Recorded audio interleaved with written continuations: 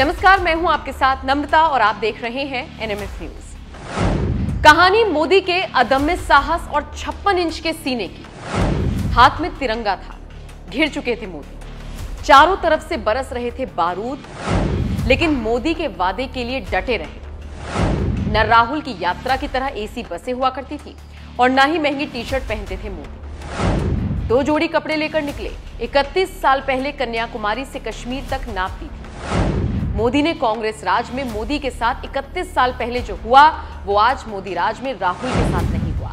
फिर भी thank you कहने की जगह मोदी को कोस रहे हैं राहुल। मोदी की कॉपी करना तो आसान है, लेकिन मोदी बनना आसान नहीं है। प्लीज देश के लिए इस रिपोर्ट को आखिर तक देखिएगा। इसके बाद आप खुद ब खुद बोल पड़ेंगे कि सचमुच मोदी का सीना 56 इंच का है।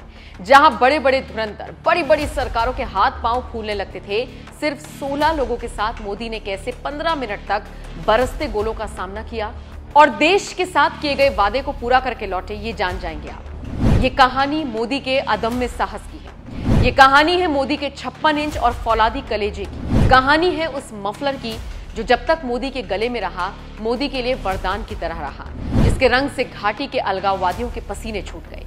मोदी के पास कुछ नहीं था, गले में सिर्फ एक भगवा रंग का मफलर था, सिर्फ 2 जोड़ी कपड़े थे, एक सामान्य सा कुर्ता था। तब और लक्ष्य तय था। लक्ष्य वही था जो 1984 में बीजेपी ने अपने मैनिफेस्टो के पेज नंबर 398 में शामिल किया। Delete the temporary article 370 of the constitution, यानी आर्टिकल 370 को हटाना। मीडिया से लेकर मोदी विरोधी सभी इसी प्रचार में लगे हैं कि राहुल से बड़ी यात्रा किसी ने नहीं की। तो हमने सोचा क्यों ना आपको कुछ सच्चाई बताई जाए जो मेन स्ट्रीम मीडिया आपको बता नहीं रहा। राहुल गांधी जो आज कर रहे हैं, नरेंद्र मोदी वैसी यात्रा 31 साल पहले कर चुके हैं। आज हम 2 यात्राओं की तुलना करेंगे। एक यात्रा जो 1991 में कन्याकुमारी से कश्मीर तक हुई और एक यात्रा राहुल गांधी ने भी की जो कन्याकुमारी से कश्मीर तक चली। राहुल की यात्रा मोदी की यात्रा की कॉपी थी और गनीमत ये रही कि मोदी की यात्रा में जिस तरह से तत्कालीन कांग्रेस सरकार ने रुकावट डाली थी, वैसी रुकावट राहुल की यात्रा में नहीं पड़ी। मोदी जब यात्रा कर रहे थे कश्मीर की तो चारों तरफ खतरे ही खतरे थे और राहुल जब यात्रा करने पहुंचे तो बर्फ के बीच खेल रहे थे। एक यात्रा जिसमें हजारों संघर्षों की दास्तां है। तब ना तो यात्रा के लिए आलीशान बस थी, ना ही कपड़े धुलने के लिए दिए जाते थे, ना ही वक्त पर खाना मिलता था, और तो छोड़िए सोने के लिए बिस्तर तक नहीं मिलता था। कई बार मोदी इसी मफलर को बिछाकर सो जाते थे। लेकिन आज राहुल गांधी की यात्रा में खाने, सोने और कपड़े धोने जैसी तमाम सुख सुविधाएं हैं। सोने के लिए एसी बस है। मोदी की उस यात्रा का मकसद था देश की एकता बनाए रखना और मकसद था कश्मीर को भारत से कोई छीन ना पाए। लेकिन आज की यात्रा का मकसद है मोदी सरकार को हटाना ताकि राहुल गांधी को दिल्ली की कुर्सी पर बिठाया जा सके। यानी 1991 की यात्रा देश के लिए और आज की यात्रा सत्ता के लिए। इसीलिए 2 यात्राओं के फर्क को समझना है तो आखिर तक आपको हमारी ये रिपोर्ट देखनी होगी।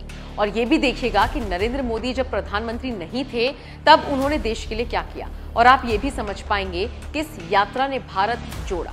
नरेंद्र मोदी ने जब कहा कि मैं तो फकीर हूं, झोला उठाकर चल पड़ूंगा, कुछ पत्रकारों ने जबरदस्त मजाक बनाया। मोदी विरोधी आज भी तंज कसते हैं। आज ऐसे लोगों को भी हमारी ये रिपोर्ट जरूर देखनी चाहिए। और अगर विरोधियों की बातों में आकर आपके साथ भी ऐसा ही है तो बस चंद तस्वीरों को देख लीजिए। जब मोदी के पास ज्यादा कुछ नहीं था और वो देश जोड़ने वाले सबसे बड़े मिशन पर निकले थे, तब उनके साथ उनका ये भगवा रंग का मफलर था। देश में कोई भी कहीं भी जाकर यात्रा कर सकता है, लेकिन राहुल गांधी जो कन्याकुमारी से कश्मीर तक भारत जोड़ो यात्रा पर निकले, उसका आइडिया कहां से आया? क्या राहुल गांधी 31 साल पहले नरेंद्र मोदी की यात्रा को कॉपी कर रही हैं? इस रिपोर्ट को समझना है तो आखिर तक जरूर देखिएगा। 1991 में कश्मीर में हालात बहुत खराब होते थे। बीजेपी के कुछ नेताओं ने कश्मीर जाकर सर्वे किया और पता चला कि घाटी में भारत से अलग होने के लिए बहुत बड़ी प्लानिंग चल रही है। कश्मीर के लाल चौक पर तिरंगा कभी नहीं फहराया गया था। हालात ये थे कि तिरंगा फहराने की चाहत रखने वाले लोगों को भी तिरंगा नहीं मिलता था। तय हुआ कि 1 लाख लोग जम्मू कश्मीर जाएंगे और 26 जनवरी के मौके पर कश्मीर के लाल चौक पर तिरंगा फहराएंगे। इस घोषणा के बाद धमकियां मिलनी शुरू हो गई। तत्कालीन केंद्र की सरकार मोदी समेत तमाम नेताओं को गिरफ्तार करने पर तुली थी। चूंकि ये यात्रा कश्मीर को भारत का अभिन्न अंग बनाने की थी और आर्टिकल 370 हटाने के लिए थी, इसीलिए देश के दूसरे राज्यों से अपार जन समर्थन मिला, जिससे केंद्र की सरकार घबरा गई और इस यात्रा पर जा रहे लोगों को गिरफ्तार भी नहीं कर पाई। ये मान लीजिए कि उस वक्त जम्मू कश्मीर से जिंदा लौटना ही सबसे बड़ी उपलब्धि मानी जाती थी। इसीलिए फिर से तय किया गया कि सिर्फ 500 लोग जाएंगे।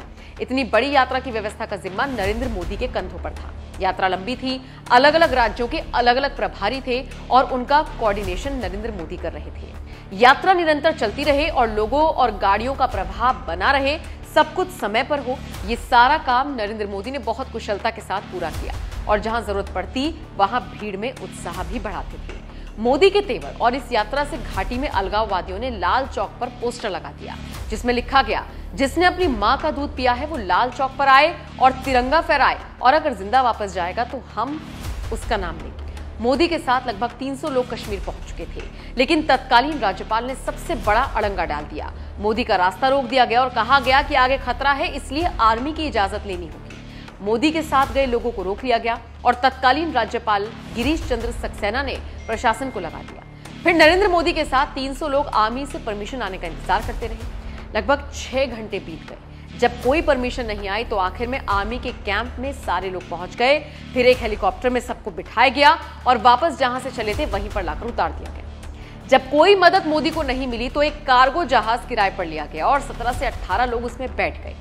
लाल चौक पर जब पहुंचे तो वहां बिताए गए 15 मिनट सबसे ज्यादा भयावह थे। रॉकेट फायर हो रहे थे, 5 से 10 फीट की दूरी पर गोलियां चल रही थी, कहीं से फायरिंग हो रही थी, पड़ोस में कहीं बम भी मारा गया था, कुछ लोग गालियां भी दे रहे थे। लेकिन मोदी का फोकस सिर्फ तिरंगा लहराने पर था ताकि अलगाववादियों के मुंह पर तमाचा मारा जा सके। विरोध में खड़े लोग नारा लगा रहे थे कि कश्मीर के बिना पाकिस्तान अधूरा है, तो फौरन मोदी ने अटल जी का नारा दोहरा दिया और कहा, फिर तो पाकिस्तान के बिना हिंदुस्तान अधूरा है।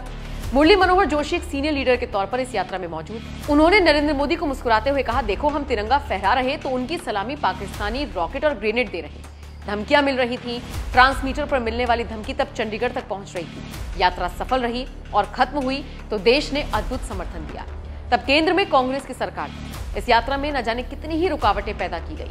आज देश में मोदी सरकार, लेकिन राहुल गांधी की इस यात्रा में कोई रुकावट पैदा नहीं कर रही। राहुल को प्रधानमंत्री बनना है, लेकिन मोदी को उस वक्त प्रधानमंत्री नहीं बनना था, बल्कि कश्मीर बचाना था।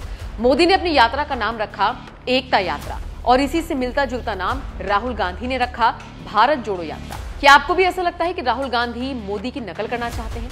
कमेंट सेक्शन में अपनी राय हमें जरूर।